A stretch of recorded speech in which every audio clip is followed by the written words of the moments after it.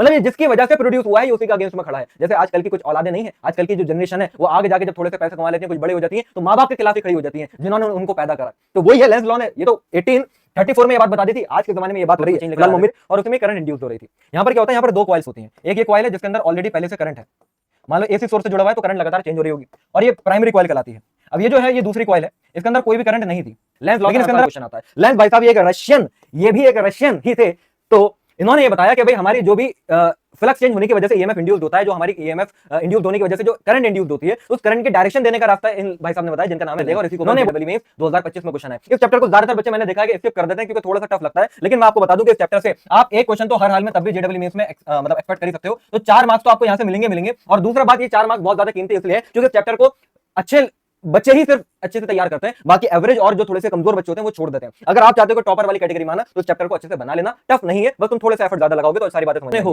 यहाँ पर जब मंजिल सामने हो तो रास्ता मत मोड़ना, जो दिल में तुम्हारा सपना है उसको कभी मत तोड़ना, हर कदम कदम पर आएंगी रुकावटें तुम्हारे सामने, हर कदम कदम पर आएंगी रुकावटें तुम्हारे सामने मेरे प्यारे बच्चों, लेकिन सितारों को पाने के लिए कभी भी जमीन को मत छोड़ना। तो hello my dear unstoppables, welcome back to this channel. I am Abdul Samad Khan, आपका प्यारा एसके सर हाजिर हो चुका है इस धमाकेदार चैनल पर एक धमाकेदार उस चैप्टर के साथ जिसका नाम है हमारा इलेक्ट्रोमैग्नेटिक इंडक्शन, जो कि इस चैप्टर को आज हम पूरा का पूरा, वो भी हर एक बात को बिना मिस करे, हर एक कॉन्सेप्ट को समझते हुए, और साथ में क्वेश्चन भी हम करेंगे, पीवाईक्यूज भी हम करेंगे, और ये पूरा का पूरा चैप्टर आज हम करने वाले हैं विद इन ओनली 30 मिनट्स। तो इस 30 मिनट के अंदर इस पूरे का पूरे चैप्टर का मैं तुम्हारा बहुत अच्छे तरीके से रिवीजन कराने वाला हूं। ये किन किन बच्चों को ये पूरा का पूरा सेशन देखना ही चाहिए, वो सारे बच्चे जिन्होंने इलेक्ट्रोमैग्नेटिक इंडक्शन या तो पढ़ लिया है लेकिन अच्छे से समझ में नहीं आया, और तुम चाहते हो कि यार ये चैप्टर मेरे हर एक फॉर्मूला बढ़िया से रिवाइज हो जाए, हर एक फॉर्मूला दिमाग में अच्छे से बैठ जाए, कॉन्सेप्ट बैठ जाए, और क्वेश्चन देख के ही मैं न्यूमेरिकल सॉल्व कर जाऊं, उस बच्चे को ये पूरा का पूरा इस 30 मिनट वाला सेशन जरूर लगाना है। और अगर किसी बच्चे ने ये चैप्टर पढ़ा ही नहीं है और एग्जाम से एक दिन पहले तुम देख रहे हो और तुम इस चैप्टर को छोड़ने से बेहतर चाहते हो कि यार एटलीस्ट कुछ हम पढ़ के तो चले जाएं, तो इस चैप्टर का ये तुम सेशन लगा लेना, जो तुम्हारे इजीली बहुत अच्छे नंबर तुमको दिलवा के रख देगा। ठीक है, तो हर एक जेईई एस्पिरेंट के लिए, हर एक बच्चे के लिए जो 12th क्लास में है, स्कूल का एग्जाम देने वाला है, बोर्ड का एग्जाम देने वाला है, हर बच्चे के लिए आज का सेशन होने वाला है। तो फटाफट कर दो भैया इस चैनल को सब्सक्राइब और वीडियो को लाइक, अगर चाहते हो आगे भी तुमको इस टाइप के सारे सेशंस मेरे मिलते रहें। ठीक है, तो चलो यार शुरू करते हैं आज का हमारा प्यारा सा सेशन।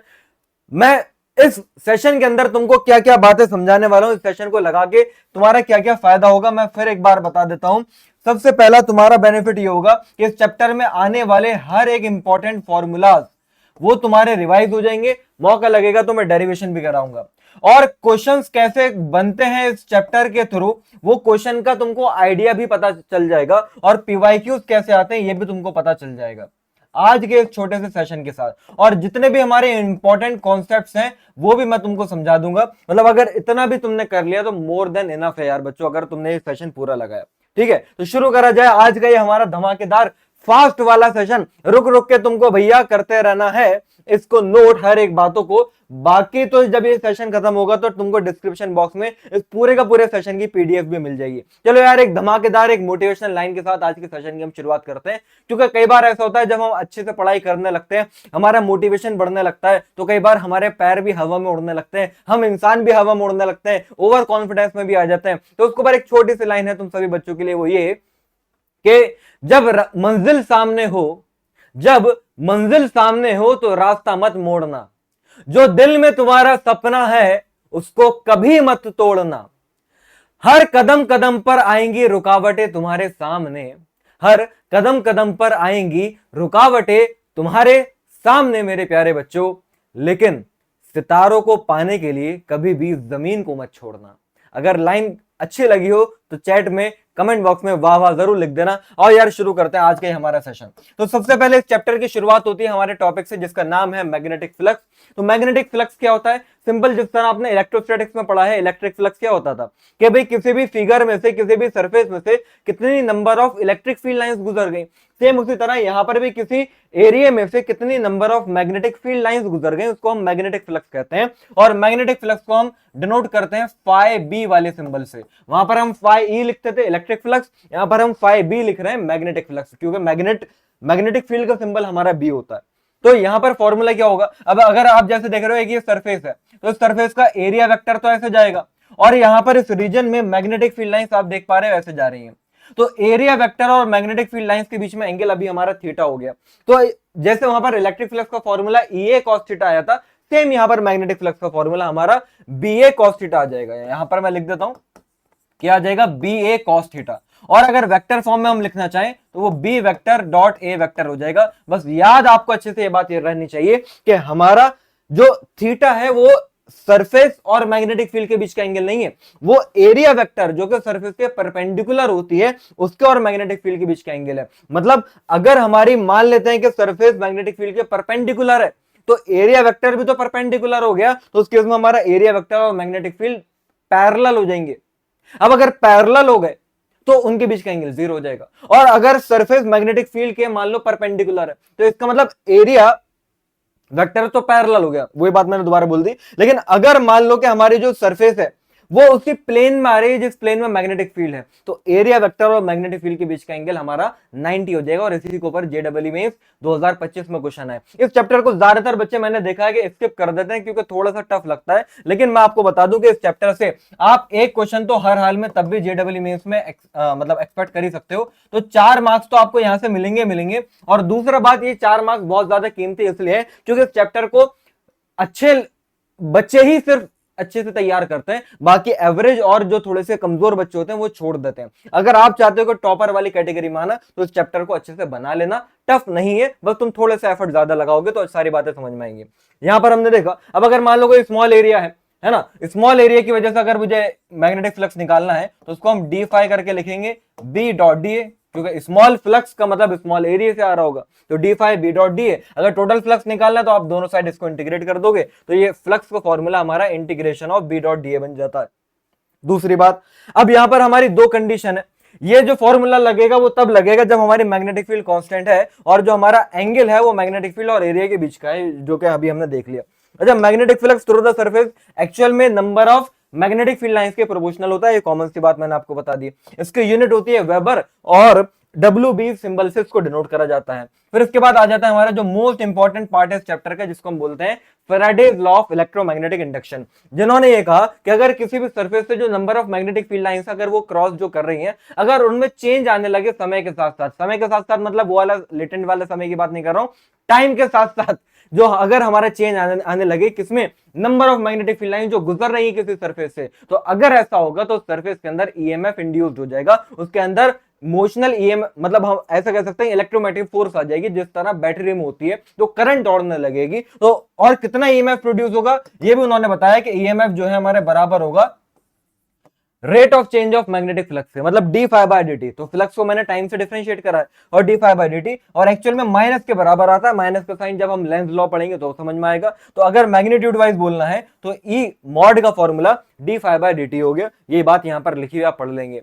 अब जैसे कि यहां पर एक क्वेश्चन आ गया हमारा मैग्नेटिक फ्लक्स के ऊपर, कैसे क्वेश्चन JEE मेंस में आता है, आप इसको देखिए। एक अगर हमारे पास सर्किल है, अब उस सर्किल की रेडियस अगर r है और वो परपेंडिकुलर है टू द मैग्नेटिक फील्ड। अब मान लो मैग्नेटिक फील्ड बोर्ड से अंदर से बाहर की तरफ आ रही है, जैसे कि मैंने डॉट से रिप्रेजेंट करा, तो मैग्नेटिक फील्ड बाहर आ रही है, अरे एरिया वेक्टर भी तो बाहर आएगा। तो देखो मैग्नेटिक फील्ड और एरिया वेक्टर दोनों सेम डायरेक्शन में पैरेलल हो गए, तो थीटा यहां पर 0 हो गया। पहली बात, थीटा 0 हो गया। अब यहां पर अगर फ्लक्स लिखना है तो फ्लक्स का फॉर्मूला BA cos 0 हो जाएगा। तो मैग्नेटिक फील्ड B है, इस सर्किल का एरिया हो जाएगा पाई r स्क्वायर और cos 0 होता है 1। तो यहां पर हमने ये देखा कि जो फ्लक्स हमें क्वेश्चन में दे रखा है इस सर्कुलर लूप की वजह से वो फाई आ रहा है और वो एक्चुअल में B पाई r स्क्वायर के बराबर है। अब क्वेश्चन में बोला कि अगर आपने इसी रिंग को कन्वर्ट कर दिया एक स्क्वायर के अंदर, सेम यही रिंग है आपके पास, बस आपने इसको स्क्वायर के अंदर इस टाइप से कन्वर्ट कर दिया। अब इस स्क्वायर की साइड हमने A मान ली है, तो ये रिंग और ये स्क्वायर है तो सेमी वायर का बना हुआ, तो इस रिंग की रेडियस हो जाएगी 2 पाई r और इस स्क्वायर की रेडियस हो जाएगी, जिसको हम पैरामीटर भी बोलते हैं, मतलब इसकी रेडियस नहीं सॉरी सर्कमफेरेंस 2 पाई r हो जाएगी और इसकी सर्कमफेरेंस हो जाएगी 4 इंटू साइड। तो यहां से अगर हम देखें तो ये बनेगा पाई r बाई 2। तो इस स्क्वायर की साइड आ गई हमारी रेडियस के टर्म्स में। तो अब यहां पर इस पर्टिकुलर केस में अगर मुझसे कोई पूछे कि यार मैग्नेटिक फ्लक्स बताओ, तो मैग्नेटिक फील्ड तो B, एरिया होगा स्क्वायर की साइड का स्क्वायर। समझ रहे हो? तो यहां पर ये मैग्नेटिक फील्ड, और एक ही जगह पर मैं क्या लिख दूं भाई, pi square r square by 4, या फिर मैं इसको क्या ऐसा नहीं लिख सकता, b into pi r square और साथ में पाई बाय 4? बताओ, बात तो वही है, लेकिन मुझे यहां पर साफ साफ दिखाई दे रहा है क्योंकि मैंने पहन रखा है चश्मा, और तुमने नहीं पहन रखा तो भी तुमको दिखाई दे रहा होगा कि भाई b pi r square five के बराबर है। तो बी पाई आर स्क्वायर की जगह पर फाइव लिख दिया, तो ये 5 पाई बाय 4, ये हमारा अब दूसरा वाला मैग्नेटिक फ्लक्स आ गया स्क्वायर का, pi 5 by 4। Option c is the correct answer. ये क्वेश्चन जेडब्ल्यू मेंस में आ चुका है। बहुत सिंपल सी बात है, अगर नहीं समझ में आया तो 2 बार 3 बार जरूर देखो, समझ में आएगा। वैसे तो इसमें कोई ऐसी बात है नहीं कि जो समझ में ना आए, ध्यान से बस आपको सुनते जाना है। Faraday law of electromagnetic induction अभी कंटिन्यूड है, अभी बात खत्म नहीं हुई थी इसकी। तो मैंने क्या देखा कि यार हमारा जो फ्लक्स का फॉर्मूला है, अगर वो बी ए कॉस थीटा आ रहा है, तो कब कब ऐसा होगा कि भाई मैं फ्लक्स में चेंज लाके ईएमएफ इंड्यूस कर सकता हूं। तो फ्लक्स को बदलने का मेरे पास तरीका क्या है, या तो मैं समय के साथ साथ मैग्नेटिक फील्ड को बदलूं, या फिर एरिया को बदलूं, या फिर थीटा को बदलूं। तो ये बात यहां पर लिखी हुई है, तो मैग्नेटिक फील्ड बदल दो, या फिर उसका शेप चेंज कर दो, डेट इज सरफेस एरिया, या फिर ओरिएंटेशन मतलब उसका थीटा चेंज कर दो, या फिर इनमें से किसी का भी कॉम्बिनेशन। अगर ये तीनों चीजें तुमने कर दी, या तीनों में से कोई एक भी कर दिया, तो हमारे मैग्नेटिक फ्लक्स में चेंज आ जाएगा, तो ईएमएफ इंड्यूस्ड हो जाएगा। मतलब आप मैग्नेट की हेल्प से अब करंट भी बनाने लगे इस चैप्टर के थ्रू। और देखो अब यहां पर कुछ कुछ फॉर्मूले जो डायरेक्ट जेडब्ल्यू मेंस में आते हैं, फॉर्मूले वाले ट्रिक्स तुम जरा समझ लो। जैसे कि अब थोड़ा सा मैथमेटिकल में जा रहा हूं, हमने यहां पर ये देखा कि भाई ईएमएफ का फॉर्मूला यार d phi by d t है ना, माइनस का साइन अभी हमने हटा दिया, अभी हम सिर्फ मैग्नीट्यूड की बात कर रहे हैं। और मैंने ये अभी आपको जस्ट बताया कि यार d phi by d t तो है, लेकिन from the current electricity chapter हमने पढ़ा था आई का फॉर्मूला, करंट का फॉर्मूला वी बाय आर भी होता है। अब V पोटेंशियल डिफरेंस तो है और ईएमएफ भी तो पोटेंशियल ही तो है। तो यहां से अगर मैं लिखना चाहूं तो करंट क्या हो जाएगी यार, वो E बाय आर का मतलब क्या हो जाएगा, D five bye d T को आर से आपने कर दिया डिवाइड, तो D five by R d t. लेकिन आपने ये भी पढ़ा होगा करंट इलेक्ट्रिसिटी में कि हम करंट को d q by d t कहते थे, अरे चार्ज अपॉन टाइम। तो d q by d t अगर d five by R d t है, तो भैया डी टी से डी टी का तो कट गया। तो यहां पर अगर हम देखें तो डी क्यू आ रहा है डी फाई बाय आर, या फिर और आसान शब्दों में मैं बोलूं कि कितना चार्ज फ्लो हो गया, वो ईएमएफ आने की वजह से, वो करंट आने की वजह से आप वो डायरेक्ट निकाल सकते हैं। बस ऊपर आप कितना फ्लक्स में चेंज आया है उसको रेजिस्टेंस से डिवाइड कर दो। जितना भी फ्लक्स में चेंज आया है उसको अगर रेजिस्टेंस से डिवाइड कर दोगे तो ये डायरेक्ट निकल कर आ जाएगा कि उस सरफेस से कितना चार्ज फ्लो हुआ है। वरना तो ये क्वेश्चन बहुत लंबा बैठेगा। अगर तुमने डायरेक्ट फॉर्मूला का यूज करा तो तुम बिना पेन उठाए सिर्फ क्वेश्चन को देख के आंसर निकाल दोगे, और ऐसे ऐसे क्वेश्चन बच्चे छोड़ के आते हैं। कितना इजी चैप्टर है बताओ ये सारी बातें मैंने आपको बता दी। अब इसके बाद आप देखो नेक्स्ट आता है हमारा रोटेटिंग कॉइल। अब जैसे मैंने बोला कि यार अगर हमें फ्लक्स को चेंज करना है, तो अगर मैंने कॉइल को घुमाना शुरू कर दिया मैग्नेटिक फील्ड में लाके, तो कॉइल अगर घूम रही है तो जो उसके अंदर से एरिया वेक्टर निकला, अब मान लो मेरा हाथ कॉइल है, ये पेन है एरिया वेक्टर, तो अब ये साथ साथ में मेरा एरिया वेक्टर भी तो घूम रहा है। मतलब एरिया वेक्टर और मैग्नेटिक फील्ड के बीच का एंगल लगातार चेंज हो रहा है। तो थीटा चेंज हो गया, थीटा चेंज हो गया तो फ्लक्स चेंज हो गया, फ्लक्स चेंज हो गया तो ईएमएफ आ जाएगा। इतनी सी बात हमें मालूम है। तो यहां पर अगर ये मैं कॉइल लेकर आया और इसको मैंने इस एक्सिस के अबाउट ओमेगा वेलोसिटी से घुमाया, और मैग्नेटिक फील्ड मान लो भाई बोर्ड से अंदर से बाहर की तरफ आ रही है, तो अभी तो एरिया वेक्टर भी बाहर, मैग्नेटिक फील्ड भी बाहर, दोनों ऐसे। लेकिन अब क्योंकि कॉइल घूमेगी तो हो सकता है एरिया वेक्टर उधर चले जाए, मैग्नेटिक फील्ड तो अभी भी इधर है, तो ये थीटा चेंज होता जाएगा, और थीटा चेंज होने की वजह से इस कॉइल के अंदर से करंट हमारी प्रोड्यूस होगी। जो आप एसी डायनामो पढ़ते हो, जो एसी जनरेटर होता है जो अल्टरनेट करंट प्रोड्यूस करता है, वो ऐसे ही तो करता है, वो ऐसे ही करता है भाई। वो उसके अंदर मैग्नेट होती है, आसपास मैग्नेटिक फील्ड्स होती हैं, और कॉइल को आप घुमाते हो, कॉइल घुमाते हो तो करंट हमारी उसके अंदर आ जाती है। उसकी पूरी की पूरी डेरिवेशन दे रखी है। फिलहाल मैं आपको ये अपने तरीके से करा देता हूं थोड़े से, ताकि आपको और अच्छे से समझ में आए कि यार मैग्नेटिक फील्ड का फॉर्मूला बी ए कॉस थीटा था। अब अगर थीटा को मैं सर्कुलर मोशन से पढ़ाऊं तो थीटा का फॉर्मूला ओमेगा टी भी होता है। तो फ्लक्स का फॉर्मूला हमारा बी ए कॉस ओमेगा टी हो गया। अब अगर फ्लक्स को डिफरेंशिएट कर रहे हैं आप, that is d phi by d t, तो बी ए तो ऐसे रहेगा, और कॉस का डिफरेंशिएशन होता है साइन ओमेगा टी, माइनस का साइन आगे आएगा, और ओमेगा टी का डिफरेंशिएशन ओमेगा और आ गया। तो मैंने आगे अगर लिखा तो ये b a omega sine omega t निकल कर आ रहा है। ये है हमारा d phi by d t. लेकिन अब क्योंकि हमें बात मालूम है ईएमएफ का फॉर्मूला माइनस का d phi by d t होता है, तो ये माइनस माइनस प्लस का b a omega sine omega t हो जाएगा। अब अगर आपसे कोई पूछे कि यार मैक्सिमम ईएमएफ बताओ, तो साइन थीटा 90 कर दोगे। अब साइन 91 होता है, तो मैक्सिमम ईएमएफ जो आएगा वो बी ए ओमेगा के बराबर ही आएगा। मतलब अगर आपसे कोई पूछे कि यार ईएमएफ की जनरल इक्वेशन बोलो तो E is equal to e naught sine omega t होगा। और यहां पर ई नॉट हमारा क्या है, मैक्सिमम ईएमएफ है, जो क्या होगा एक्चुअल में बी ए ओमेगा होगा। अब अगर कई बार ऐसे भी क्वेश्चन आते हैं कि जिसमें हमारी ये कॉइल एक नहीं होती, बहुत सारे नंबर ऑफ टर्न्स होते हैं, कुछ नहीं पूरे इक्वेशन में हर तरफ n से मल्टीप्लाई करा देना। ये मैंने 30 मिनट के सेशन में तुमको डेरिवेशन तक करा दी, ये ऑल्टरनेट करंट में भी पढ़ाई जाती है। फिर उसके बाद आता है हमारा यार लेंज लॉ, मोस्ट इंपॉर्टेंट इस चैप्टर के अंदर, बोर्ड के लिए भी बहुत ज्यादा हाई वेटेज रखता है ये टॉपिक। लेंज लॉ से हर साल क्वेश्चन आता है। लेंज भाई साहब ये भी एक रशियन ही थे। तो इन्होंने ये बताया कि भाई हमारी जो भी फ्लक्स चेंज होने की वजह से ईएमएफ इंड्यूस्ड होता है, जो हमारी ईएमएफ इंड्यूस्ड होने की वजह से जो करंट इंड्यूस्ड होती है, तो उस करंट के डायरेक्शन देने का रास्ता इन भाई साहब ने बताया, जिनका नाम है लेंस। इन्होंने बोला कि करंट हमेशा उस डायरेक्शन में आएगी कि उसके आने की वजह से वो उसी को ही अपोज करे जिसकी वजह से वो आई है। Your brain is not braining right now. तो ये हाँ थोड़ा सा कंफ्यूजिंग है, लेकिन मैं आसान शब्दों में बताऊं। भाई मान लो कि अगर मैंने मैग्नेटिक फील्ड बढ़ाई तो number of magnetic field lines बढ़ी तो फ्लक्स बढ़ा। तो मैग्नेटिक फील्ड बढ़ाने की वजह से ईएमएफ आया तो करंट आई। अब करंट कुछ इस तरह से आएगी कि वो मैग्नेटिक फील्ड जो बढ़ रही थी उसको अपोज करे, मतलब ये जिसकी वजह से प्रोड्यूस हुआ है ये उसी का अगेंस्ट में खड़ा है। जैसे आजकल की कुछ औलादे नहीं है, आजकल की जो जनरेशन है वो आगे जाके जब थोड़े से पैसे कमा लेती हैं, कुछ बड़े हो जाती हैं, तो माँ बाप के खिलाफ ही खड़ी हो जाती हैं जिन्होंने उनको पैदा करा। तो वही है लेंस लॉ ने, ये तो 1834 में ये बात बता दी थी, आज के जमाने में ये बात हो रही है। फिलहाल मैं उम्मीद करता हूं कि तुम बच्चे बहुत अच्छे बच्चे होगे, तुम कभी ऐसा नहीं करोगे। तो यहां ये जो माइनस का साइन आता है ना ईएमएफ के फॉर्मूले में, माइनस का d∅dt, ये माइनस का साइन लेंस लॉ की ही देन है, जो ये बताता है कि भाई हमेशा ऑपोजिट डायरेक्शन में होगा। और एक्चुअल में law of conservation of energy के ऊपर ही ये रूल बना है, इसको आप पढ़ लीजिए, ये मैंने आपको बता दिया। अब जैसे कि लेंस लॉ आप देखो तो बड़ी सिंपल सा है, लेंस लॉ से हमेशा करंट की डायरेक्शन निकलवाएंगे। अब जैसे यहां पर आप देखो कि एक infinitely long current carrying wire है, करंट ऊपर की तरफ जा रही है। अब यहां पर एक मैंने लूप ला के रख दिया इस तरह से, जैसे कि अभी आपको दिख रहा है। अब ये जो मैंने लूप ला के रखा इसके अंदर कोई करंट नहीं थी, लेकिन जब ये जो करंट जा रही है इस वायर के अंदर, समय के साथ साथ मैंने क्या करा, करंट कम कर दी। अब यार करंट अगर कम कर दी तो इसके आसपास के रीजन में जो मैग्नेटिक फील्ड है वो भी कम हो जाएगी। देखो राइट हैंड पाम रूल मैंने मैग्नेटिक इफेक्ट्स ऑफ करंट में पढ़ाया था। यहां पर अगर करंट ऐसे सीधे जा रही है तो राइट हैंड पाम रूल लगाओ, करंट की डायरेक्शन में थंब, और जिस पॉइंट पर आपको मैग्नेटिक फील्ड निकालनी है उधर फिंगर, और मारो एक थप्पड़। अब थप्पड़ जा रहा है बोर्ड के अंदर, मतलब इस रीजन में मैग्नेटिक फील्ड बोर्ड के अंदर है। लेकिन अब क्योंकि समय के साथ साथ करंट कम होती जा रही है तो बोर्ड के अंदर की जो मैग्नेटिक फील्ड है वो कम होती जा रही है। अब मैग्नेटिक फील्ड अगर बोर्ड के अंदर कम हो रही है तो यहां पर लेंस आ जाएगा, जिसको हर एक बदलाव से, हर एक चेंज से दिक्कत है।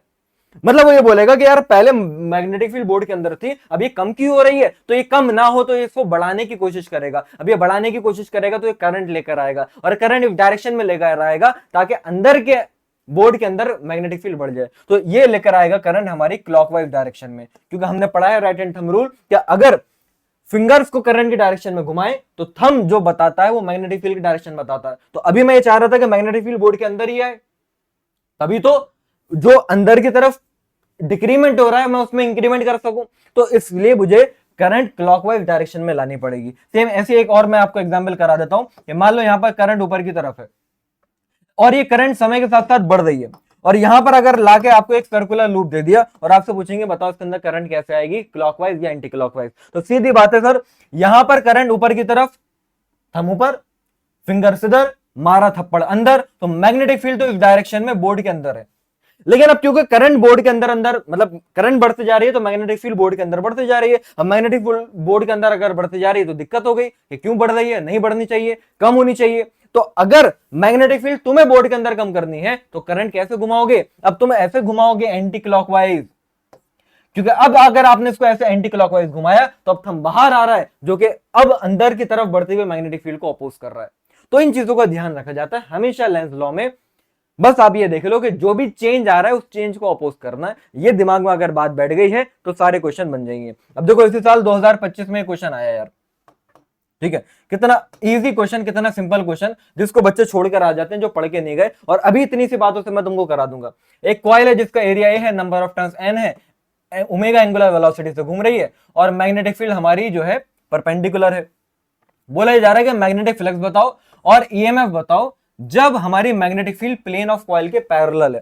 अब यार अगर हमारी कॉइल ऐसे है और मैग्नेटिक फील्ड भी हमारी ऐसे है तो ये एक ही प्लेन में हो गया ना भाई, मैग्नेटिक फील्ड उधर, कॉइल मैग्नेटिक फील्ड की प्लेन में है तो ऐसे तो हो गई। लेकिन अगर कॉइल मैग्नेटिक फील्ड की प्लेन में है तो उसका एरिया वेक्टर बोर्ड के बाहर आ गया। अब एरिया वेक्टर और मैग्नेटिक फील्ड के बीच में यहां पर एंगल हमारा देखो थीटा 90 हो गया। बस ये देखना अगर तुमको आ गया, नैया पार हो गई। अब थीटा 90 हो गया, फ्लक्स पूछ रहे हैं तो फ्लक्स का फॉर्मूला यार बी ए कॉस 90 हो जाएगा। कॉस 90 जीरो तो फ्लक्स जीरो। उसके बाद अगर आपसे ईएमएफ पूछ रहे हैं तो ईएमएफ का फॉर्मूला मैंने क्या बताया था, N B a omega sine theta या फिर ओमेगा टी होता है। तो यहां पर थीटा क्योंकि 90 है तो साइन 91 हो गया, तो यहां पर हमारा ईएमएफ आएगा एन बी ए ओमेगा। यही मैंने जस्ट अभी आपको पीछे डेरिवेशन कराई थी, option D is the correct answer हो गया। फटाफट इसको देखिए, हम आगे बढ़ते हैं। और देखो अब यहां पर एक क्वेश्चन में आपको दे दिया गया है कि कॉपर का रिंग है, ये कॉपर का रिंग ऐसे करके ये रिंग रखा हुआ है और ऊपर से आपने एक मैग्नेट को छोड़ा, ऊपर से आपने इस तरह से ये मैग्नेट है आपकी बार मैग्नेट, इसको आपने छोड़ा। This is the north pole and this is the south pole. अब अगर आपने इसको छोड़ा तो ये तो एक्सेलरेशन ड्यू टू ग्रेविटी से नीचे गिरनी चाहिए, ऑब्वियसली गिरनी चाहिए। तो यहां पर ये पूछा जा रहा है कि भाई जब ये मैग्नेट नीचे गिर रही होगी तो इसका एक्सेलरेशन क्या होगा। तो नॉर्मल बच्चों को तो ये लगेगा कि यार एक्सेलरेशन ड्यू टू ग्रेविटी के बराबर ही होगा, लेकिन इसका आंसर ए नहीं है। अब इसका आंसर क्या होगा वो मैं तुमको समझा सकता हूं लेंस लॉ की हेल्प से। देखो अब अगर ये मैग्नेट नीचे की तरफ गिर रही है तो ये है नॉर्थ पोल। अब ये नॉर्थ पोल से मैग्नेटिक फील्ड लाइंस निकलती हैं और साउथ पर आती हैं। मतलब अगर ऐसा है तो जैसे जैसे ये मैग्नेट पास आ रही होगी इस कॉपर रिंग के, इस कॉपर रिंग के जब ये मैग्नेटिक फील्ड पास आ रही होगी तो number of magnetic field lines अब इस कॉपर रिंग से ज्यादा गुजरने लगेंगी। अब इस कॉपर रिंग से ज्यादा मैग्नेटिक फील्ड लाइंस गुजरने लगेंगी जितना ये नीचे आते जाएगी। तो मैग्नेटिक फील्ड लाइंस ज्यादा गुजर रही है मतलब फ्लक्स बढ़ गया, फ्लक्स बढ़ गया तो चेंज आ रहा है, चेंज आ रहा है तो लेंस आएगा जो कि उसको अपोज करेगा। तो वो ये चाहेगा कि मैग्नेट जो है वो नीचे की तरफ ना आए, तो ये उसके ऊपर फोर्स लगाएगा अपवर्ड डायरेक्शन में, जिसकी वजह से ये एक्चुअल में एक्सेलरेशन ड्यू टू ग्रेविटी से ना गिर के ये आराम आराम से धीरे धीरे गिरेगी। आपने कई बार वीडियोस भी देखी होंगी कि कॉपर के पाइप में एक नॉर्मल मेटालिक बॉल डालता है और एक मैग्नेटिक बॉल डालता है, तो होता क्या है कि मेटालिक बॉल तो बड़ी तेजी से नीचे आ जाती है लेकिन मैग्नेटिक बॉल बड़ी आराम आराम से नीचे आती है। तो उसके पीछे का रीजन भी यही है।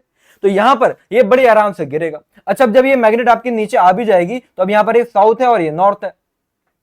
अब ये जब मैग्नेट नीचे गिरेगी तो अब जब बाहर की तरफ आएगी तो number of magnetic field line जो कॉपर रिंग से पास हो रही है वो कम होती जाएंगी। अब फिर लेंस आएगा, उसको ये दिक्कत होगी कि अब कम क्यों हो रही है, अब कम मत हो। कम मत हो मतलब ये उसको अट्रैक्ट करना शुरू कर देगा, तो रोकेगा तब भी। जब तब भी रोकेगा तो भी एक्सेलरेशन ड्यू टू ग्रेविटी से कम एक्सेलरेशन से ही ये मैग्नेट नीचे गिरेगी। मतलब हमेशा चाहे ऊपर हो या नीचे हो दोनों केस में एक्सेलरेशन ड्यू टू ग्रेविटी से लेस देन ही होगा उसका एक्सेलरेशन। इतनी बात समझ में आ गई? चले भाई, वेरी गुड। अब नेक्स्ट आता है हमारे इसके अंदर एक और टॉपिक जिसको हम बोलते हैं मोशनल ईएमएफ। अभी थोड़े से अच्छे लेवल की बातें, ये बातें जेई एडवांस तक आ जाती हैं, अच्छे से जरा समझ लेना कि अब अगर मैं सिंपल एक वायर है, एक रॉड है, उसको मैं लेकर भाग रहा हूं बस मैग्नेटिक फील्ड के अंदर, समझ रहे? ये एक रॉड को, एक वायर को जिसके अंदर कोई करंट नहीं है, बस एक कंडक्टर है, उसको मैं मैग्नेटिक फील्ड के अंदर लेकर भाग रहा हूं। बस शर्त यह है कि मैग्नेटिक फील्ड और वेलोसिटी की डायरेक्शन परपेंडिकुलर हो। तो मैग्नेटिक फील्ड यहां बोर्ड के अंदर, वेलोसिटी है इधर। तो ऐसा जब देखा गया तो क्योंकि है तो कंडक्टर, उसके अंदर पॉजिटिव नेगेटिव दोनों चार्ज होंगे तो उसके ऊपर फोर्स लगेगी। हमने पढ़ा है प्रीवियस चैप्टर के अंदर कि एक मूविंग चार्ज पार्टिकल के ऊपर फोर्स लगती है और उसकी डायरेक्शन हमने निकाली थी फ्लेमिंग लेफ्ट हैंड रूल से। पहली वाली फिंगर लेफ्ट हैंड की मैग्नेटिक फील्ड की तरफ, दूसरी वाली जो मिडिल फिंगर है ये आप कर दो वेलोसिटी की तरफ। तो मैग्नेटिक फील्ड की तरफ अंदर बोर्ड के कर दी, दूसरी वाली फिंगर वेलोसिटी की तरफ कर दी ऐसे, तो मेरा जो थंब आ रहा है वो अपवर्ड डायरेक्शन में आ रहा है। मतलब जितना भी पॉजिटिव चार्ज है उसके ऊपर फोर्स ऊपर की तरफ लगेगी, तो सारा का सारा पॉजिटिव चार्ज ऊपर जाने लगेगा, नेगेटिव चार्ज के ऊपर ऑपोजिट डायरेक्शन में फोर्स लगती है तो नेगेटिव चार्ज नीचे आने लगेगा। मतलब इस रॉड में पॉजिटिव चार्ज ऊपर इकट्ठा होने लगा, नेगेटिव नीचे इकट्ठा होने लगा। अब अगर एक रॉड के एंड पर ऊपर पॉजिटिव नीचे नेगेटिव चार्ज आ गया तो यहां पर तो करंट सेटअप हो गई क्योंकि एक पोटेंशियल डिफरेंस क्रिएट हो गया, क्योंकि यहां पर इलेक्ट्रिक फील्ड भी आ गए ना पॉजिटिव से नेगेटिव, तो यहां पर मैग्नेटिक फोर्स भी लग रही है चार्ज पार्टिकल के ऊपर और उनकी वजह से जब पॉजिटिव नेगेटिव एंड पर चार्ज इकट्ठे हो गए तो वहां पर मैग्नेटिक फोर्स भी लगने लगी। तो यहां पर अब क्योंकि रॉड तो मेरी अगर मैं देखा जाऊं तो है तो स्टेबल इक्विलिब्रियम में, तो यहां पर मैं मैग्नेटिक फोर्स को इलेक्ट्रोस्टैटिक फोर्स के बराबर कर दूंगा। तो यहां पर देखो magnetic force q v cross b हमने पढ़ा है और इलेक्ट्रोस्टैटिक फोर्स क्यू ई होता है ना, आई होप तुमको ये दिख रहा होगा, ये q e vector plus q v cross b vector. मैं उसको उधर ले गया, क्यू से क्यू कट गया, तो यहां से हमने देखा कि ई वेक्टर क्या आ रहा है, v vector cross b vector आ रहा है। और इलेक्ट्रोस्टैटिक्स में हमने ये भी पढ़ा है कि ई का फॉर्मूला वी एल भी होता है ना, मतलब v by l, sorry, potential difference upon distance, या वी बाय एल भी बोलते हैं। तो अगर ई की जगह पर मैंने वी बाय एल लिखा तो एल उधर चला जाएगा, तो मेरा जो ईएमएफ आएगा, ईएमएफ जो आएगा उसका फॉर्मूला बनता है v vector cross v vector और डॉट एल वेक्टर। ये मैंने वेक्टर फॉर्म में लिखा है। ये नॉर्मल फॉर्म में अगर लिखना हो तो ईएमएफ का फॉर्मूला बड़ा ही सिंपल सा b v l sine theta आता है, जिसको मैं, है ना, मतलब अच्छा नहीं लगता कहना, बस ट्रिक है, बवाल साइन थीटा हम कहते हैं, है ना, b v l sine theta. क्या बवाल चीज है ये तो यहाँ पर थीटा हमेशा याद रखेंगे आप कि भाई मैग्नेटिक फील्ड और वेलोसिटी के बीच का एंगल होगा। मतलब मेनली आपको बस इस चीज का ध्यान रखना है कि मैग्नेटिक फील्ड हो जाए, वेलोसिटी हो जाए और कंडक्टर की लेंथ, ये तीनों आपस में परपेंडिकुलर होनी चाहिए, तभी ईएमएफ आएगा, अदरवाइज नहीं आएगा। इसके ऊपर क्वेश्चन आया था इसी साल। ये बात देखो सारी यहाँ पर लिखी हुई है, वेक्टर फॉर्म में यहाँ पर ये लिखा हुआ है, ठीक है। और देख लो, अब अगर आपसे कोई ये पूछे कि यार ठीक है, अब अगर कंडक्टर मैग्नेटिक फील्ड में चल रहा है तो उसके ऊपर पॉजिटिव वाला जो पोटेंशियल आया है, जो कि अभी आपने पूरे इतने लंबे तरीके से बताया, वो ना बता के अगर हमें किसी रूल से बताना पड़े तो मैं फिर से यहाँ पर लेकर आता हूँ फ्लेमिंग लेफ्ट हैंड रूल। वैसे तो राइट हैंड थंब रूल है, लेकिन मैं कह रहा हूँ फ्लेमिंग लेफ्ट हैंड रूल से आ जाएगा। पहली वाली फिंगर मैग्नेटिक फील्ड की तरफ, दूसरी वाली वेलोसिटी की तरफ, जिधर थंब आए वो समझ जाओ कि पॉजिटिव पोटेंशियल है या हायर पोटेंशियल है। मैग्नेटिक फील्ड बोर्ड के अंदर इधर भाग रहा है कंडक्टर, तो वेलोसिटी इधर, तो थंब ऊपर आ रहा है तो ऊपर वाला एंड मेरा हायर पोटेंशियल, ए वाला पॉइंट हायर पोटेंशियल पर, बी वाला पॉइंट लोअर पोटेंशियल पर। ये तक जेडब्ल्यू मेंस में पूछा गया है। और इतना ध्यान रखना कि यहाँ पर ये जो हमारे फॉर्मूले में एल आया है ना, ये जो लेंथ आई है, ये एक्चुअल में डिस्प्लेसमेंट होता है कंडक्टर के एक एंड और दूसरे एंड के बीच में। मतलब अगर कोई लहराता हुआ कंडक्टर ऐसे आ गया ना, जैसे दिख रहा है, तो आपको उसका डिस्प्लेसमेंट लेना, ना कि लेंथ। बहुत ध्यान से कान खोल के सुन लो, क्या लेना है, डिस्प्लेसमेंट लेना है, ना कि लेंथ। इसके ऊपर 10 क्वेश्चन आए। अब यहाँ पर इस केस में देखोगे, अगर ये क्लोज्ड लूप है और ये मैग्नेटिक फील्ड के अंदर भाग रहा है, तो मेरे प्यारे तुम मुझे खुद ये बात बताओ कि इसकी इफेक्टिव लेंथ तो 0 हो जाएगी। घूम घाम के अपने सलीम की गली अनारकली डिस्को चली, तो घूम घाम के तुम वहीं पे आ गए, तो नेट डिस्प्लेसमेंट 0, नेट डिस्प्लेसमेंट अगर तुम्हारा 0 तो ईएमएफ भी तो 0 हो जाएगा। बहुत सिंपल सी बात है, इसको आप नोट कर लो। अब देखो ये क्वेश्चन हमारा इसी साल आया, हाँ देखो 2025 में क्वेश्चन आया। कितना बढ़िया क्वेश्चन लगा मुझे देखकर, और बच्चे इसको सॉल्व नहीं कर पाए, घबरा गए। क्या बोला गया कि यहां पर ये 10 सेंटीमीटर की ये रॉड्स हैं, मैग्नेटिक फील्ड बोर्ड के अंदर है 1/√2 टेस्ला। यहां पर इस पूरे के पूरे इस शेप को 10 सेंटीमीटर पर सेकंड की स्पीड से भगाया गया। तो बताओ एंड ए और एंड ई के बीच में कितना पोटेंशियल डिफरेंस आ गया होगा, मतलब कितना ईएमएफ इंड्यूस्ड हो गया होगा, जो ये बड़ी आसानी से निकाला जा सकता है। बस सबसे पहले आपको ये मालूम हो जाए कि ए और ई के बीच में डिस्प्लेसमेंट क्या है। अब ऐसे घूम के मैं 10 40 सेंटीमीटर कौन सा करूंगा, मुझे तो इफेक्टिव डिस्प्लेसमेंट चाहिए। तो अब ये कैसे आएगा, तो ये निकालने का बड़ा आसान तरीका मेरे पास ये है कि यहां पर मैंने एक ट्राइंगल बना दिया। अब यार ये 90 डिग्री है, तो डेट इज ऊपर वाला 45 डिग्री और नीचे वाला 45 डिग्री। अब अगर तुम कॉम्पोनेंट करते हो या फिर इसमें ट्रिग्नोमेट्री लगाते हो, तो अगर ये tan है तो ये हो जाएगा tan sin 45, और सेम ये भी नीचे वाला ये भी हो जाएगा tan sin 45। मतलब ए और ई वाले एंड के बीच में मुझे डिस्टेंस पता चल गया, डेट इज डिस्प्लेसमेंट पता चल गया। अब तो कहानी खत्म हो गई। ईएमएफ का फॉर्मूला क्या होता है भैया, सर ने बताया था, बवाल साइन थीटा। तो यहां पर मैग्नेटिक फील्ड है 1/√2, वेलोसिटी है 10 सेंटीमीटर पर सेकंड, तो 10/100 कर देंगे। इफेक्टिव लेंथ कितनी आ रही है, 10 sin 45, 10 sin 45, तो हो जाएगा 20 sin 45। तो 20 sin 45 का मतलब 1/√2, लेकिन ये भी सेंटीमीटर में, तो इसको भी 100 से डिवाइड कर दो। साथ में थीटा, अब थीटा क्या है भाई, इफेक्टिव लेंथ ऐसे वाई एक्सिस में, वेलोसिटी ऐसे एक्स एक्सिस में, मैग्नेटिक फील्ड बोर्ड के अंदर जेड एक्सिस में। थीटा की 90 है सब में, तो यहाँ पर साइन 90 होके वो 1 हो गया। बस क्वेश्चन खत्म होके यहाँ पर आपका आ रहा है आई थिंक 1/100, क्योंकि ये √2 इससे जाएंगे, एक 0 भी इससे जाएगा और एक 10 इससे भी जाएगा, तो 1/100 आ रहा है। तो 1/100 वोल्ट बोलूं या फिर 10 मिली वोल्ट बोलूं, बात तो सेम है। देख लीजिए भाई, आई होप बात समझ में आ गई हो। फिर उसके बाद ये और अच्छे लेवल की बात है, यहां पर अब अगर आपने किसी रॉड को घुमाना शुरू कर दिया, एक था भी रॉड को चलाना, कॉइल को घुमाना, वो सब अलग बात है। यहां पर रॉड को ही तुम घुमा रहे हो, तो इस केस में उसको एंड के बीच में कितना ईएमएफ इंड्यूस्ड होता है, उसकी भी पूरी प्रॉपर डेरिवेशन होती है, लेकिन उसकी अभी हमें यहां पर जरूरत नहीं है। अगर आपको फॉर्मूला भी याद रह गया तो काफी है, वो होता है B ω L²/2। वैसे तो अगर किसी को बहुत डिटेल में चीजें चाहिए तो मेरा ऑलरेडी इसका वन शॉट वेदांतो JMAT चैनल पर आ चुका है, तुम जाके देख सकते हो। तो B ω L²/2। अब अगर ये घूम रहा है और इसका भी तरीका वही है, अगर ये एंड ए है, ये एंड बी है, इसके ऊपर भी जेडब्ल्यू मेंस में क्वेश्चन आया, तो अगर तुमको बताना है कौन सा एंड हायर पोटेंशियल पर होगा, तो यहां पर अगर ये देखो कि रॉड ऐसे घूम रही है एंटी क्लॉकवाइज, तो इस पॉइंट की वेलोसिटी की डायरेक्शन तो ऐसे हो गई। अब मैग्नेटिक फील्ड डॉट बना हुआ है तो बाहर की तरफ, वेलोसिटी ऊपर की तरफ, तो मिडिल फिंगर ऊपर की तरफ, तो मेरा थंब जो आ रहा है वो थंब आ रहा है बी की तरफ, तो बी वाला पॉइंट हायर पोटेंशियल पर, ए वाला पॉइंट लोअर पोटेंशियल पर। ऐसे ही ये देख लो एक और टॉपिक आता है जिसको हम बोलते हैं कंडक्टिंग रेल्स। बहुत सिंपल सी बात है कि यहाँ पर एक प्लेटफॉर्म है ट्रेन की तरह, यहाँ पर ये रेजिस्टेंस हो गया।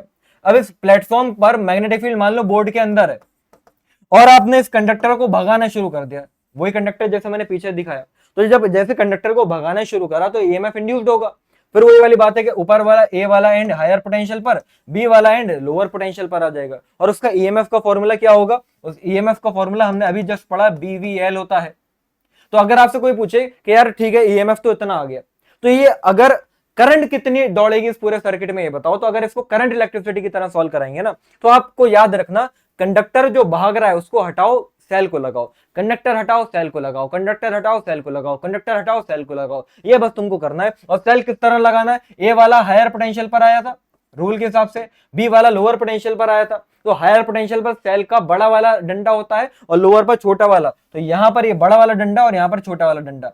इसका ईएमएफ कितना है, मैग्नीट्यूड बीवीएल। अब अगर आपसे कोई पूछे कि भाई करंट बताओ, तो ईएमएफ तो आ चुका है, रेजिस्टेंस से डिवाइड कर दो। अब इस कंडक्टिंग रेल का resistance small r, external resistance capital R, तो capital R plus small r, या फिर ऐसे लिखना है तो BVL upon capital R plus small r, ऐसे भी लिख सकते हो।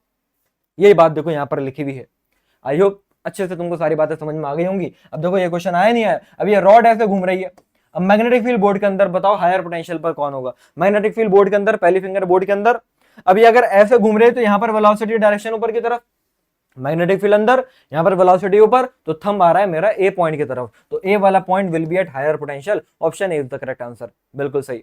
और देख लो भैया नेक्स्ट इसके अंदर जो बहुत इंपॉर्टेंट टॉपिक आता है जिसको हम बोलते हैं सेल्फ इंडक्टेंस और म्यूचुअल इंडक्टेंस। सेल्फ समझ में आ गया तो म्यूचुअल भी समझ में आ जाएगा। बहुत सिंपल सी बात है, यहाँ पर एक कॉइल होती है हमारी, है ना, ये जो अभी आप देख रहे हो ये सिर्फ एक वायर है जिसके अंदर अभी कोई करंट नहीं है। अब इस कॉइल के अंदर से अगर जो हमारे मैग्नेटिक फ्लक्स है वो अगर समय के साथ साथ चेंज हो, तो हमें ये बात मालूम है इस कॉइल के अंदर भी करंट आ जाएगी।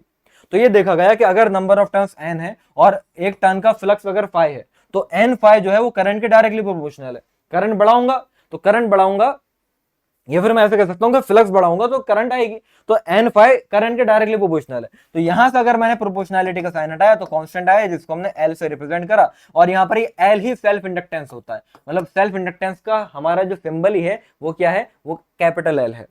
और इसकी यूनिट क्या होती है भैया, हेनरी होती है। सेल्फ इंडक्टेंस की ऐसा यूनिट क्या है, हेनरी होती है। याद रखेंगे ओ हेनरी, है ना। अब मैं हेनरी नहीं रहा, अब मैं बन गया हूं कल्लू कालिया, ठीक है। अब ये सेल्फ इंडक्टेंस किन किन बातों पर डिपेंड करता है, बच्चों को लगता है कि यार सेल्फ इंडक्टेंस एल का फॉर्मूला यहां से आ रहा है एन फाई बाय आई, तो मतलब करंट पे तो डिपेंड करता ही होगा, क्योंकि हमारी आदत बन गई है कि यार फॉर्मूले में अगर कोई भी चीज आ जाए तो उससे हम डायरेक्टली और इनवर्सली प्रोपोर्शनल लगाते रहते हैं, तो हमें लगेगा कि करंट बढ़ाओगे तो सेल्फ इंडक्टेंस कम होगा, और इसी चीज का फायदा तुम्हारे एग्जामिनर उठाएगा। यहाँ पर सेल्फ इंडक्टेंस करंट पे डिपेंड नहीं करेगा, क्योंकि यहाँ पर एल कॉन्स्टेंट था। एल का ये फॉर्मूला है ही नहीं, एल का ये एक्चुअल फॉर्मूला है नहीं, तो इससे आपको देखना ही नहीं है। एल का एक्चुअल फॉर्मूला पता है क्या है, सिर्फ और सिर्फ सेल्फ इंडक्टेंस दो बात पर डिपेंड करेगा। एक तो ये जो लूप की ज्योमेट्री मतलब शेप कैसा है, और दूसरा इसके बीच में मीडियम क्या है, मतलब वैक्यूम है, एयर है, वाटर है, कोई कंडक्टर है, जो भी है। तो इसका असली फॉर्मूला कैसे आएगा, तो असली फॉर्मूला एल का फॉर्मूला एन फाई बाय आई है। फ्लक्स का फॉर्मूला क्या होता है भाई, फ्लक्स का formula magnetic field into area. अब क्योंकि नंबर ऑफ टर्न्स एन है तो एक एन और आ गया, magnetic field into area by i. अब यहां पर ये मैग्नेटिक फील्ड को मैं लिखूंगा mu naught n i, solenoid की तरह, क्योंकि जब इस टाइप के लूप के अंदर करंट आती है तो उसको हम सोलेनॉइड बोलते थे ना, और सोलेनॉइड की मैग्नेटिक फील्ड होती थी mu naught number of turns per unit length into I. तो यहां पर बी की जगह पर मैंने mu naught n I by L रखा, तो देखो आई से आई कट जाएगा, तो अब हमारा जो एल का फॉर्मूला है वो बनेगा mu naught N square A by L. और इसके फॉर्मूले में देखो म्यू नॉट मतलब परमेबिलिटी आ रही है, मीडियम पे डिपेंड करेगा, number of turns area geometry पे डिपेंड करेगा, एल भी ज्योमेट्री हो गई, लेकिन करंट पे डिपेंड नहीं कर रहा। ध्यान से अच्छे से इन सारी बातों को दिमाग में बैठाओ। अब इसी को, ये जो अभी मैंने आपको पीछे दिखाया इस टाइप का, ये जो हमारा इंडक्टर कॉइल थी, इसको हम इंडक्टर बोलते हैं आज से। इसको हम क्या बोलते हैं, इसको हम इंडक्टर बोलते हैं। और इसमें भी ये देखा गया है कि अगर ये जो इंडक्टर कॉइल है इसमें से अब जो करंट पास हो रही है, अब फिर वही बात है, अगर करंट मैंने समय के साथ साथ बढ़ा दी, तो करंट अगर मैंने बढ़ा दी तो कौन आएगा, कौन आएगा भाई, लेंस आएगा, जिसका ये मकसद होगा कि करंट ना बढ़े। अब करंट ना बढ़े तो करंट को रोकना है, करंट को कैसे रोकना है, तो वो इसके अंदर ईएमएफ तो इंड्यूस करेगा, और उस ईएमएफ का फॉर्मूला आता है माइनस का L D I by D T. ये आपको ड्राइव करके निकालना पड़ता है, जो कि अभी करने की जरूरत नहीं है। तो ईएमएफ का फॉर्मूला माइनस का L D I by D T आपने देख लिया। अब यहां पर अगर देखो करंट बढ़ रही है, तो बढ़ती हुई करंट में आप क्या करो, इंडक्टर हटाओ सेल लगाओ, फिर से वही कंडक्टर हटाओ सेल लगाओ, यहां इंडक्टर हटाओ सेल लगाओ, इंडक्टर हटाओ सेल लगाओ, इंडक्टर हटाओ सेल लगाओ। अगर करंट बढ़ रही है तो सेल ऐसे लगाना, ताकि वो उस करंट को अपोज करे, क्योंकि करंट ऐसे आ रही है ना और ये बढ़ रही है, तो भाई अगर सेल की पॉजिटिव प्लेट इधर लगा दी, जो कि सेल अपने अंदर से करंट इधर की तरफ निकालेगी, तो अपोज कर पाएगी। लेकिन अगर करंट कम हो रही है, जैसे कि अब ये इंडक्टर कॉइल है, इसमें क्या है, करंट कम हो रही है, अब कम हो रही है तो भैया इंडक्टर हटाओ सेल लगाओ, लेकिन अब इस बार करंट बढ़ानी पड़ेगी, क्योंकि कम हो रही है, तो क्यों कम हो रही है, लेंस को दिक्कत हो जाएगी, तो वो बढ़वाएगा, तो सेल ऐसा लगवाएगा ताकि उसी को सपोर्ट करे। मैग्नीट्यूड हमारा L D I by D T रहेगा। ये देखो क्वेश्चन आया इसी साल, क्या बात है, कितने देखो ढेर सारे क्वेश्चन आए इस टॉपिक के ऊपर, अच्छे से आप देख लो। जे मेंस 2025 का ही क्वेश्चन है। क्या बोला गया कि भाई सेल्फ इंडक्टेंस हमारा क्या ज्योमेट्री पे डिपेंड करता है, अभी जस्ट मैंने पढ़ा है, बिल्कुल करता है। क्या सेल्फ इंडक्टेंस हमारा परमिएबिलिटी मीडियम पे डिपेंड नहीं करता, बिल्कुल गलत बात है भाई, करता है। क्या सेल्फ इंडक्टेंस अपोज करता है चेंज इन करंट को, बिल्कुल सही बात है, अभी बताया। क्या सेल्फ इंडक्टेंस हमारा मास की तरह होता है, बिल्कुल सही बात है। देखो मास क्या होता है, रुका हुआ है तो रुका रहना चाहेगा, चल रहा है तो चलते रहना चाहेगा। सेम सेल्फ इंडक्टेंस के अंदर भी वही बात है कि करंट जो है वो उतनी रहना चाहिए, बढ़ाओगे तो घटाना चाहेगा, घट रही है तो बढ़ाना चाहेगा। तो ये इनर्शिया की तरह ही होता है, तो ये इसलिए हम इसको मास की तरह ट्रीट करते हैं। मैकेनिक्स में मास और हमारा इलेक्ट्रोमैग्नेटिक में सेल्फ इंडक्टेंस सेम ही बात करते हैं। और उसके बाद क्या वर्क आपको कुछ करना पड़ेगा सेल्फ इंडक्टेंस के अगेंस्ट, उसके अंदर ईएमएफ इंड्यूस कराने के लिए, हाँ जी कोई ना कोई एनर्जी तो स्टोर हो ही रही है, तो वर्क करना पड़ेगा। तो ACDE option c is the correct answer. Work कितना करना पड़ता है उसके फॉर्मूला आ रहा है। उससे पहले देखो कॉम्बिनेशन ऑफ इंडक्टर, ये और अब अच्छे लेवल की बात हो गई है, ये कमी से पूछी जाती है, लेकिन अगर आ गई तो सारे बच्चे रो देंगे। क्या मैंने बोला कि अगर एक हमारी इंडक्टर कॉइल है जो कि इस टाइप से सीरीज में लगी हुई है, तो ज्यादा पंगे नहीं लेना। रेजिस्टेंस तुमने सीरीज में पढ़ा है और पैरेलल में पढ़ा है, सेम डिट्टो वही फॉर्मूले है। सीरीज में है तो सीधा सीधा ऐड कर दो, पैरेलल में है तो उल्टा करके ऐड कर दो। तो यहाँ पर एल इक्विवेलेंट क्या निकल कर आएगा, एल सीरीज में निकल कर आएगा L1 प्लस L2 लिखा हुआ है, और पैरेलल में क्या निकल कर आएगा, वही उल्टा करके ऐड कर दो, तो 1/L पैरेलल में क्या आएगा, 1/L1 प्लस 1/L2। ये फिर ऐसे भी लिख देते हैं इसको हम, L पैरेलल में L1 L2 divided by L1 plus L2। देख पा रहे हो, इसकी डेरिवेशन भी मैंने डाल रखी है, तुम चेकआउट कर सकते हो। हाँ ये देख लो, energy stored in the inductor coil, ये बहुत जरूरी है। मैंने जैसे बताया कि भाई जब आपने करंट बढ़ाई या घटाई तो उसमें हमारी ईएमएफ आया तो कोई ना कोई एनर्जी स्टोर्ड हुई होगी ना इंडक्टर कॉइल में, तो उसका फॉर्मूला होता है हाफ LI स्क्वायर। ये भी पूरी डिराइव करके आता है भाई, पावर का फॉर्मूला VI होता है, और V हमारा ईएमएफ को मैंने अभी क्या बोला, L DI by dt into i हो गया, और एनर्जी का फॉर्मूला हमारा PDT होता है। तो यहां से एनर्जी कितनी आ रही है, वो आ रही है LI by dt into dt। तो dt से dt का फिर से कट गया। अब ये एनर्जी स्मॉल एनर्जी है, अब मैं इसको अगर इंटीग्रेट कर दूंगा ना, तो ये एनर्जी मेरी बनेगी हाफ LI स्क्वायर। मतलब करंट को मैंने इंटीग्रेट करा तो I स्क्वायर बाय 2, तो हाफ LI स्क्वायर। इसकी डेरिवेशन हमने देख ली, हाफ LI स्क्वायर हो गया। अब L की जगह पर मैंने फिर वही बात क्या रख दिया, N फाइ बाय आई। L की जगह पर मैं N फाइ बाय आई लिख सकता हूं, पीछे भी पढ़ाया था N फाइ बाय आई। और वहां पर अगर मैंने फ्लक्स की भी वैल्यू रख दी, तो वो सब कुछ कर करा के एक और हमारा फॉर्मूला आता है एनर्जी पर यूनिट वॉल्यूम का, जो कि होता है एनर्जी पर यूनिट वॉल्यूम का फॉर्मूला, जो कि होता है B square by 2 mu naught. और ये एनर्जी पर यूनिट वॉल्यूम है, जिसको हम एनर्जी डेंसिटी भी कहते हैं, जो कि B square by 2 mu naught है। इसको अच्छे से याद कर लेना, इसको ऊपर डायरेक्ट क्वेश्चन आ सकते हैं, ठीक है। इसको हम एनर्जी डेंसिटी कहते हैं। अब यहां पर आप देखो कि भाई एक सीरीज में दो इंडक्टर कॉइल लगी हुई है, इसकी इंडक्टेंस 2 मिली हेनरी, इसकी 3 मिली हेनरी, दोनों भाई सीरीज में तो करंट सेम ही पास हुई होगी, तो दोनों का पहले और दूसरी का क्या पूछ रहे हैं भाई, रेशियो ऑफ एनर्जी स्टोर्ड। तो भाई पहले वाले की एनर्जी और दूसरे वाले की एनर्जी, तो हाफ L1 I स्क्वायर और हाफ L2 I स्क्वायर। भाई हाफ साफ गया, करंट सेम है, तो L1 बाय L2, तो 2/3 आंसर आ जाएगा सीधा सीधा। Option B is the correct answer. आई बात समझ में। फिर उसके बाद अगर हम देख लें तो ये हमारा एक और टॉपिक आता है जिसको हम बोलते हैं म्यूचुअल इंडक्टेंस। अभी पीछे क्या था कि भाई हमारी जो कॉइल थी, उस कॉइल के अंदर ही हम मैग्नेटिक फील्ड में चेंज लेकर आ रहे थे, फ्लक्स में चेंज लेकर आ रहे थे, और उसमें करंट इंड्यूस्ड हो रही थी। यहाँ पर क्या होता है, यहाँ पर दो कॉइल्स होती हैं। एक ये कॉइल है जिसके अंदर ऑलरेडी पहले से करंट है, मान लो एसी सोर्स से जुड़ा हुआ है तो करंट लगातार चेंज हो रही होगी, और ये प्राइमरी कॉइल कहलाती है। अब ये जो है ये दूसरी कॉइल है, इसके अंदर कोई भी करंट नहीं थी, लेकिन इसके अंदर अब करंट आ जाएगी। इसके अंदर अब करंट आ जाएगी, क्यों? क्योंकि यहां पर अब अगर करंट चेंज हो रही है, क्योंकि ऑल्टरनेट करंट है, तो इसके आसपास के रीजन में जो मैग्नेटिक फील्ड लाइंस है वो भी चेंज हो रही है। अब वो क्योंकि इसके बहुत पास रखा है, तो इसके अंदर से गुजरती हुई मैग्नेटिक फील्ड लाइंस चेंज हो रही है, तो इसका मैग्नेटिक फ्लक्स में चेंज आएगा। तो इसके अंदर अगर मैं मान लेता हूं नंबर ऑफ टर्न्स N2 है, इसके अंदर नंबर ऑफ टर्न्स N1 है, तो ये जो नंबर ऑफ टर्न्स N2 है और उसका जो फ्लक्स है वो φ2 है, तो वो उसमें चेंज आएगा इसकी करंट की वजह से। तो N2 φ2 जो है वो डायरेक्टली प्रोपोर्शनल होगा पहले वाली की करंट से, तो N2 φ2 is proportional to I1। तो N2 φ2 इज इक्वल्स टू, अब कांस्टेंट आएगा तो यहां पर कांस्टेंट क्या आएगा, वो आएगा M21। M21 क्यों लिख रहा हूं, क्योंकि ये मैंने म्यूचुअल इंडक्टेंस जो निकाला है वो दूसरी कॉइल का निकाला है, जो कि आया पहले वाले की वजह से। तो याद रखना, अगर मैं दूसरे वाली कॉइल का म्यूचुअल इंडक्टेंस निकाल रहा हूं तो नंबर ऑफ टर्न्स भी उसी के लूंगा, फ्लक्स भी उसी का लूंगा, बस करंट दूसरे के लूंगा, क्योंकि दूसरे वाले की वजह से आया होगा। ये इस चीज पर भी इस साल क्वेश्चन आया और बच्चे गलत करके आ गए। तो ये N2 φ2 बाय I1 है।